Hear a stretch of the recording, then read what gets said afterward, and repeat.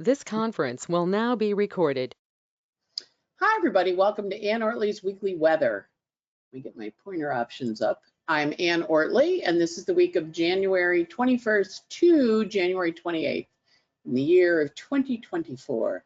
Sun and Pluto are now in Aquarius. We're getting our second sneak peek at what Pluto in Aquarius is going to be. He's going to be in there till September, and then he's going to migrate back into Capricorn for a little cleanup, September, October, November. This week, Venus also enters Capricorn. There's a lovely full moon in Leo, and Uranus turns direct in the sky, making every planet moving forward, which means, I know you think it's going fast already, going to go much, much faster. Because once everybody's forward, full steam ahead, we are going to be rocking and rolling and moving quick. So let's talk about the energy of the week ahead. And there was, I'm kind of trying to think of, getting people to think bigger picture because it's Aquarian, Pluto, right? And that always makes us think in different ways. If you look back in history, when Pluto has been in Aquarius, it has shifted how people think about things in major ways. Back when we had the Declaration of Independence, we said, hey, we don't want to be beholden to kings. Every person has the right to life, liberty, and the pursuit of happiness. And it was a major change. What do you mean we aren't beholden? Back was the Protestant Reformation. The Bible was published in English, which was very controversial. Bullets, guns were invented during Kublai Khan's Pluto and Aquarius time. So there's very strong energies for reuniting, organizing, getting things set up in a different way.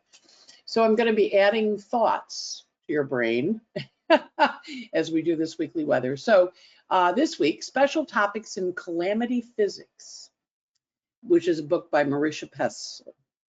People think life is about where you go to college, who you marry, what your starting salary is. That's what people think is the trajectory of life. But it isn't. Life hinges on a couple of seconds you never see coming. What you do in those seconds determines everything from then on. You won't know what you're going to do until you're there. As a result, this is Ann's editorial comment, make wise choices, right? So the energy of those moments, and think of them in your own life where you've had that moment where you go, oh, crossroads, ideas, sudden changes, where in a second life can shift. This week we have 3 possible moments of those, maybe even more, but 3 for sure, because Mars is going to come to square the nodes of fate. Mercury is going to square the nodes of fate. And we also have Uranus, the planet of change, upset, calamity, chaos, stationing to go direct. So we're going to watch what happens, and we're going to watch if you're at a big crossroads this week. Many people feel like they are. And with this year ahead, as I mentioned at the beginning of the year, we're going to really focus on joy because the world's going to be very chaotic and we can't control that. But we can control how we react to it, how we think about it, what our approach is to it. And when we look at it, I'm a Virgo, so I always go, what am I supposed to learn from this, right? That's my approach to experiences. And I had an astrology teacher, Ken Kimball, who said that to me. I was stressing over some transit I had happening. And he said, well, you know what I do, Ann, is I look at them afterwards and I look to see what I was supposed to learn. He had a good Virgo moon. And I went, what am I supposed to learn? Okay. And then the thing I liked about astrology was it always said, well, this is the way it showed up, but then there's all these options that you have in using the energy of the universe in your own way. So this week is a very big, powerful week. Sun in a new sign, Pluto in a sign it hasn't been in for 248 years. This is a big deal. And these transitional times really wake us up and help us understand life in a whole new way. So we have those are the new moon webinars, which I put up so you can just note when they're going to be. The next one will be on the 7th of February. This is the aspects for January. This is available on my website. You can buy a list of all the days that are big in the year ahead. And you can see this week, we got a lot going on, January 23rd to the 28th. That's like most of the month in this one week. So first up, we have Venus entering Capricorn. What happens when she changes signs? We get her in a sign usually for about 3 weeks, unless there's a retrograde. And when she shifts, she gets a focus, right? So she's been in Sag for the last bit, which has been fun because she's a little overdoing. You've been eating a little more. You've been kind of having a little trouble not spending money, been kind of exuberant in how you're doing things. Well, now she gets into Capricorn and she settles down and she starts to focus on the work. And we see that Mercury and Mars are already in Capricorn. Mars came back in bounds. Mercury just left his retrograde shadow on Sunday. And now the three of our personal planets are in Capricorn, and they really are paying attention. And the sun in Aquarius is also answering to Saturn. So only the moon will be going through her little journey. And this week we have a full moon. But when Venus enters Capricorn, she gets somber and serious. And one of the things that's happening in the heavens is there's a thing called a minor grand trine, which last week Mercury and Mars went through. But this week Venus is going through it. So minor grand trine is a trine, or it's also called a minor talent. So the moon trines Jupiter, and both Venus trines Jupiter, and both Venus and Jupiter are sextile to Saturn, who's the middle guy there in Pisces. And of course, Saturn's been in Pisces since last March, but now he's settling down and he's doing his work. So we're going to really see Saturn pick up his steps as he clears his shadow in a couple of days next month in February. So with minor grand trine, it invites us to do creative, and it's an earth and water grand trine. So it's physically creative. It's like physically figuring out what you're doing and how you're going to do it. And of course, the Venus now is in Cap after Pluto went into Aquarius. So over the next few weeks, we're also going to have Mercury, Mars, and Venus come and meet Pluto. They're not going to meet, the sun isn't going to meet Pluto till next year. Because remember, he met Pluto right at that last degree of Capricorn last week. But the personal planets are all going to meet Pluto in the next couple weeks. So as Venus goes into Capricorn, she gets serious. She forms that minor grand trine, and she says, okay, let's get some stuff going. So it's 1099 season. You know, you might be looking at your bills. You might be thinking about, okay, how do I make more money? Or how do I reduce my debt? Or let me refinance? The energy of Venus in Capricorn is somber around money, and also it's got a very good eye. It goes, if I line up 5 bags, you know, Chinatown copied purse, Todd, New York, Madison Avenue, $10,000 purse. Venus in Capricorn knows which is which. So she's got a real fine eye in terms of understanding things. So we're going to feel her shift. She gets serious on Tuesday. There's a full moon that takes place on Thursday. And this full moon is going to be at 5 Leo. And of course, it's opposite Pluto. So that's always a little bit of a kick. And it takes us back to when the moon was in Leo, you know, on July 25th or so in 2023, when the new moon got planted back then. Or in 2022, rather. Sorry about that. And so that is the beginning energy, and now we're harvesting it. We're really seeing things clearly when we have a full moon. And the full moon encourages us to take it forward, and then there'll be a closing square when we get to November, when the sun is in Scorpio and the moon is in Leo. So this is a 2.5-year phase, but it's also the full moon from the new moon we had 2 weeks ago. So there's a nice energy here of moving things forward, seeing things clearly, helping us understand. And because Mercury and Mars are getting ready to meet up, the energy of the rising sign in Gemini in the DC chart gives us a real focus on, okay, how are we going to do that? And of course, Venus is moving in to tighten up that minor grand trine, which is what she's doing all week. She doesn't perfect that grand trine until the weekend. So you're really going to feel that Saturn and Jupiter encouraging you to go forward as Venus comes in and says, okay, this is how we're going to pay for it. This is how we're going to do it. This is how we're going to book it. This is what money we're going to make from it. So it's an interesting week with that full moon, because the full moon is in an adjusting aspect, and it is in a finger of God with Venus sextile Saturn and talking to that moon in Leo. So there's a culmination energy, a picking up. And again, my emphasis with you this whole year is, where do you find the moments of joy? And so on this full moon on Thursday, I want you to really look for joy, right? And make sure you get out and look at it. It's going to be beautiful. All right, then we're going to have the Sun square Jupiter. Now this is an annual aspect. The Sun squares the outer planets or makes some kind of aspect to every outer planet once a year. So as the Sun squares Jupiter, we're going to have a journey. But because Jupiter has been retrograde, they've been dancing a little. And so this is a closing square, kind of integrating how Jupiter wants to expand and grow things. And if you remember, Jupiter entered into Capricorn in May, and it's stationed in September. And now it's going forward. And now the Sun is coming to it and saying, Jupiter, okay, how about we expand stuff? How about we expand stuff? And Jupiter's like, all right, I can do that. That works for me. I'm up, I'm into it. And so that happens. Now, at the same time that square is taking place, we also, you can see here, Uranus has an S.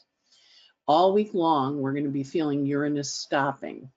What that can do is amplify anxiety, can amplify change, amplify the feeling of, oh my God, I have to do something, I have to change, as Uranus comes to a stop and encourages us to go forward. Because remember, Jupiter and Uranus were going forward all summer, and they got to September and they were like, everybody else, we're so ahead of everybody else, why don't we sit down and wait for them? So they did, and everybody else went by them and said, okay, I'm going direct, I'm going direct, I'm going direct. So the last planet to go direct is Uranus this week. And as Uranus goes direct and says, okay, I'm ready to bring forth the changes we've been talking about, Sun squares Jupiter with the final plans and says, you know, I know we've been talking about this since you went into Taurus in the springtime, and I didn't have the final plans yet, but I have them now. And so when the Sun was in Leo, it squared Jupiter in an opening square. That was in the summer. And then now it's in a closing square. And if you remember, when the Sun squared Jupiter in the summer, that was also when we had the Venus star point at 22 Leo, where we were saying, hey, Venus is Kazemi. We're going to start this new journey of 8 years. What's your heart's desire? And everybody kind of, it was August 12th, everybody kind of went, whoa. So I was doing a reading this week, and I was talking to a kid who's going off to college, and I said, okay, big decisions on August 12th. And he and his mom kind of laughed. And that was when he went to see the college that he's going to, that he got accepted in, that he's going to. That was I found my beloved. So we know for the next 4 years, he's going to be in that college, and it'll lead to an 8-year journey. So we watch this Sun square Jupiter from the summer. And now the integration is saying, okay, let's get it out there. Let's go, let's go. You can almost hear the heavens encouraging you to go forward. Next, on Saturday, Uranus turns direct. And so as the Sun is squaring Jupiter, it's like kind of amping up this energy. So it's a bit over the top in a good way, but it also encourages every planet now full steam ahead until Pluto goes retrograde, which he will do in the Gemini time when we get to May, June. So there's a full steam ahead energy with all the planets moving forward, ready to get stuff done. Saturn soon, next month, goes out of his retrograde shadow. Pluto's back where he was in April, going into, you know, remember at the end of March, he went into Aquarius, March, April timeframe. Neptune's direct, Chiron's direct, Eris is direct, Jupiter's direct, Uranus is direct. You kind of feel the energy pumping up, right? We also have a lot of energy with Uranus stationing to go direct, getting a really nice trine. There's a big grand trine in the sky of creativity, partnership, and revising partnerships, saying, okay, let's revise, revisit, redo this partnership and move us into a new direction. Then we have Mercury meeting up with Mars. Now the two of them have been traveling together. Remember, we had Mercury back and forth, you know, with the retrograde, and now he's picking some speed up, and he's going to go past Mars and go forward, and then he's going to come to trine Uranus, as is Mars, they're in orb, trining it, getting it ready, saying, okay, how are we proceeding? What are we doing? Where are we going? And Mercury Mars is a new annual aspect. You know, Mars takes 2 years to go around the circle, so Mercury will meet Mars again. But this is like a launch, a new idea, and that's on the weekend. That's on Saturday. So it kind of says, okay, we're ready to roll. We're ready to go. What's the plan? What's the plan? And Venus is moving in. You can see she's getting tighter with Saturn and Jupiter. So it's kind of like all this Earth wants to make form, wants to get stuff done. And it's just in this very, very creative energy. It's an intense week because it is so creative with all these cardinal planets wanting to get things moving. Then we're going to have Mercury square the nodes of fate. Back to my opening quote. In a moment, your life can change. So you really want to pay attention to people you meet this weekend, the 27th and the 28th, because Mercury and Mars are joined, and both of them are going to square the nodes of fate this weekend coming up. So pay attention to who shows up, and as they square the nodes, they also are in a trine to Uranus. So they're really saying, we're going to excite you and open up things, and don't bite me. I have a new kitten, and when I wave my fingers around, he thinks they're a toy. Yeah, they're not a toy. No bites. No, be nice. Those are my fingers. Those are not your chewing toys. Okay, I'm gonna put you on the floor if you bite me. I was reading on kittens biting. They think of you as prey, a plaything, or something to be afraid of. And when you bite me, you're showing me you think I'm prey. So I have to be a fun thing for you, which is nice and play with you and work with you. No bites, no bites. Soft toys, soft paws, kind, sweet, sweet. We're trying behavior modification because I'm living with Nancy Pelosi with this cat, which Nancy's very strong-willed, frankly, in a four-legged furry body. Yes, you are. You're very cute, though. All right, so this lovely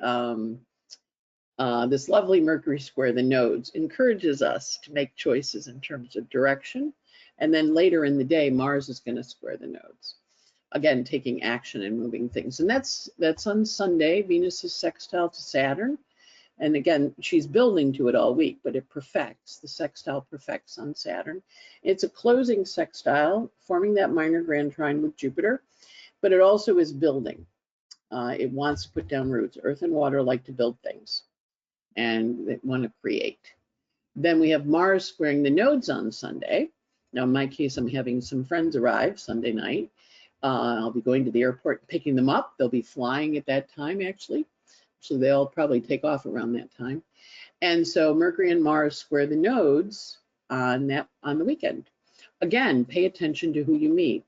Pay attention to the life changes. These planets have these squares happen once every 19 years. It's a big deal. And the planet of your ideas, your thoughts, your focus, the planet of Mars, how you take action, your ability to get things accomplished and done. And because it squares the nodes, you're offered a choice. And that's the thing to remember. But remember, Mars also rules that north node. So he's saying, hey, why don't we go towards what we're trying to accomplish? Venus, having shifted out of Sagittarius earlier in the week, she runs the south node. And she's like, I want you to go work with the north node. I want you to go do your work, because she's now in the sign of Saturn rather than in the sign of Jupiter, which is a little more indulgent. But, you know, both Saturn and Jupiter are working together collaboratively. So our job is to say, all right, Saturn and Jupiter, back when you met in December of 2020, as we were just getting the vaccinations from COVID, we were just starting to go off into the world a little bit again, because we were getting our masks and our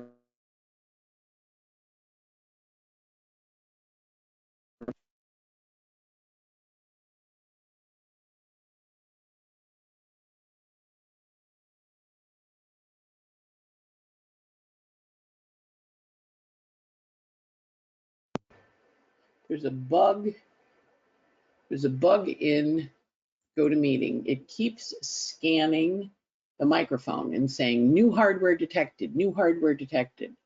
and then it turns your microphone off. I'm not the only one that's having this problem. I heard about it from one of my students who said one of her other teachers was having problems with this too. So I only did it once, that's good, but I'm not quite sure how to turn it off. I think it's an unidentified feature, which we call bugs in software. So anyway, it got pretty far along in the podcast before the microphone just started to get weird. So I guess that was important. Tried to do a hyperfly. I got rid of that solo cast because it wouldn't record me. It would drop people. I had headphones. They were very cool, but it didn't work. So anyway, but I still have that microphone option. I probably should go delete the driver for it. I think I'll do that after the podcast. Anyway, thoughts, all good. Mercury, Mars, kill that microphone, make it be better behaved.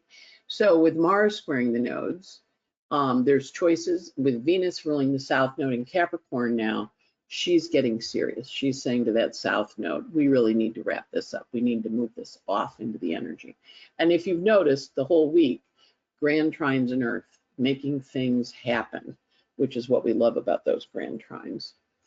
Next up, Mercury trines Uranus. Now remember, Uranus just went direct and Mercury's trining him, bringing interesting news, interesting people, new ideas into your life, new approaches to things in terms of how you're going to get stuff done and what's important. And that's happening on Sunday. And then we have Venus trining Jupiter after she sextiled Saturn in the morning. And this energy of let's get that going. So the weekend is super, super productive in getting things accomplished and getting you out in the world. Plus, it's got a nice Virgo moon. When Virgo moons always get stuff done. That's the energy for the week. The other things we look at for this week are the sun is going from 3 Aquarius to 7, which is always good. It does have that square to Jupiter. Otherwise, kind of quiet. Mercury this week is going from 10 Capricorn to 19, so he's a little over a degree a day. You know, he can get as fast as 3 degrees a day, so he's not moving that quick. But he just finished his Mercury retrograde, left the shadow behind last Sunday. Mercury meets Mars and squares the nodes and trines Uranus this week. So he's a busy guy talking to the planets up there. He also does have some wounding words on the 26th when he has a square to Chiron. Don't take it personally. It's not personal, it's them. Then Venus this week is 29 Sag and she gets as high as 7 Cap. She enters Capricorn on the 23rd, Tuesday. And then she does have a semi-sextile to Pluto, which I didn't talk about. She will be on a world point. So that's kind of her saying to Pluto, I'm coming, I'm coming. She's confirming the appointment with Pluto in a couple of days. And so she's kind of zipping along. And she does have that lovely sextile to Saturn and trine to Jupiter on the weekend on the 28th. Mars this week squares Chiron as the same time Mercury does. Remember, Mercury and Mars are kind of squaring together, so that can be a little wounding. That's on the 25th. And then Mars squares the nodes, which is a big deal of choice. Again, once every 19 years. This is a biggie. 19 years, the last time they were in Aries and Libra. Mars squares the nodes, of course, every 6 months, every year. Yeah, because it takes 2 years to go around. But last time it squared in Aries and Libra was 19 years ago. Jupiter not moving much at 6. Saturn not doing much, readjusting some partnerships, and of course the Uranus station this week, which is big. Neptune also has a trine to to Pallas Athena rather, as well as a contraparallel. So she's in a little bit of an argumentative state with the plans that you have. She's like, why did you make that plan? I don't really want to do that. You can almost hear her kind of complaining. And that's okay. You know, you can adjust the plans because that's kind of what you're doing this week. Your Mercury is super busy and he really wants to change things up. And I didn't get my calendar back, so hang on one second. I was looking at it earlier and it fell off the footstool because of the young frisky kitten in my house. Oh, good. Let's look at the moon. The moon for this week. Alrighty. So the moon for the 21st and the 22nd is out of bounds in Gemini, and it went void at 3:40 on Monday, and then went into Cancer at 4:51. It went void on Monday with an opposition to Venus. Nice energy, you know, a little bit of an argument, but not bad. Then it's in Cancer on Monday, Tuesday, Wednesday, going void late Wednesday night, 5:58, with a trine to Neptune. And moon is out of bounds in Cancer, making us be a little extra emotional. Moon is void Wednesday night, enters Leo at 2:37 a.m. Thursday morning. We'll have a full moon at noon, 1 o'clock, 12:54 p.m. on Thursday. The moon in Leo is Thursday, Friday, going void at 4:19 p.m. on Friday, but it does not enter into Virgo until 2:11 on Saturday. So we'll have a void moon Friday night and Saturday morning until 2:11 p.m.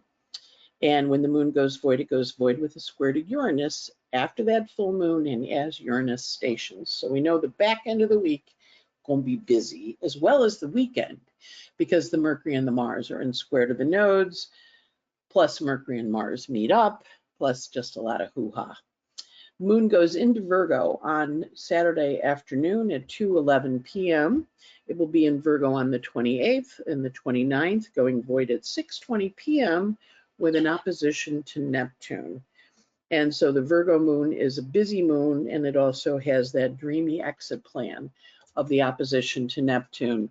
We also, when we're looking at our busy days, Sunday the 28th is super, super busy and a little stressful, but not bad, because there's a lot of trines, a lot of flow, a lot of adjusting energy. We also have the Uranus station on the 27th. So we feel that all this week, 5 days leading in, 5 days leading out. So it'll be all next week too. And there's an intense energy around that. A difficult day is probably Thursday, because the moon is full and the aspects are a little stressful. But it's not, overall, it's not a particularly bad week in terms of aspects, but it is busy, busy, busy. So hopefully that gives you some ideas about how to work with the energy of the week. Next up, there is setting your intentions for 2024 on my website. Feel free to buy it. You get a list of the dates, MP3, MP4, with all the charts for the year. I take them and put them in my binder. My 2020, I have to update it, my 2024 binder with the dates and the new and full moons and the dates of the significant planetary events, as well as charts for them. I'm also working with Rachel Lang and Margaret Gray in a relationships and astrology course. So we have a 3-day relationship intensive, the 16th to the 18th, where you can attend the lectures, or you can buy it and download it and listen it at your pleasure. And that's kind of the kickoff to a weekly course that will be taking place starting the following month and next fall. So all charts, all our lives are all made by relationships. Saturn's exalted in Libra because relationships are work, and they all invite us to step forward and move into new directions. Also, I have Cup Full of Stars, where you can get a daily podcast, a daily list of aspects, and a song for the day. And hopefully that gives you some idea about how to work with the week. I was looking at charts this week, and one of the ones I was particularly struck with was Kate Middleton's, because she recently had surgery and she's off till Easter. And I kind of debated talking about it, and I prepped it, and then I went, no, I don't think I want to do that. So yeah, so say prayers for Kate Middleton. That surgery she had, that she was out till Easter. You know, that's all. Having just had surgery where I'm out for 2 months, I'm like, So I was looking at stuff in her chart. So say prayers for her and the boys and little girl, Princess Charlotte and William. And that's the energy for the week. Hope you have a great, great day. Bye.